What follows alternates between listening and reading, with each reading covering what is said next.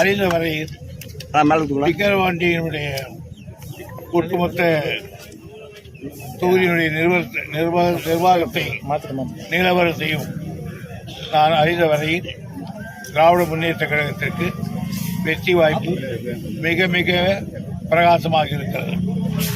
காரணம், தளபதியினுடைய ஆட்சி மக்களது மனதில் ஒரு நல்ல எண்ணத்தை ஏற்படுத்தியிருக்கிறது.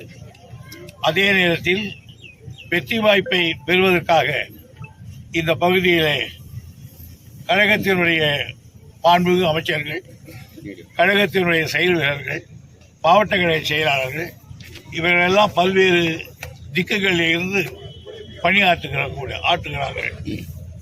அவர்களெல்லாம் பல தேர்தலை கண்டவர்கள். அதே போன்று இங்கே முக்கியமான பொறுப்பேற்று நடத்துகிற அருமை நண்பர் பொன்முடி அவர்கள் இதே தேர்தலிலே பல களம் கண்டவர். அவர் இவர்களெல்லாம் ஒரு நிலையை அழித்து போகிறார். இன்றைக்கு ஜெகத் ரட்சகன் அவரும் இந்த பணியாற்றுகளோடு சேர்ந்து ஒருங்கிணைந்து செயல்முறை வகுத்து வெற்றி பெறுகிற வாய்ப்புக்குரிய வழிவகைகளை சொல்லிக் கொண்டிருக்கிறார்கள். எனவே இவையெல்லாம் ஒட்டுமொத்தமாக பார்க்கிற பொழுது மகத்தான வெற்றி வாய்ப்பு திராவிட முன்னேற்ற கழகத்துக்கு இருக்கிறது. பாமக ஒரு சில இடங்களில் பார்த்தீங்கன்னா தகராறு செஞ்சு வருதா தகவல் வருது. அதான் நேற்று கூட பார்த்தீங்கன்னா திமுக மீது தாக்கியிருக்காங்க. அதை எப்படி பார்க்குறீங்க?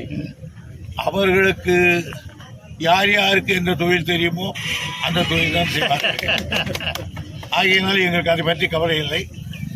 தாக்குதல்களை எல்லாம் தாங்குகிற சக்தி திராவிட முன்னேற்ற கழகம்.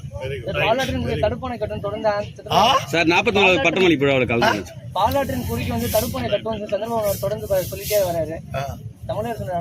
அவர் சொல்லிட்டே இருக்காரு. நாங்க தடுப்போம் நாங்க சொல்லிட்டே இருக்கோம்.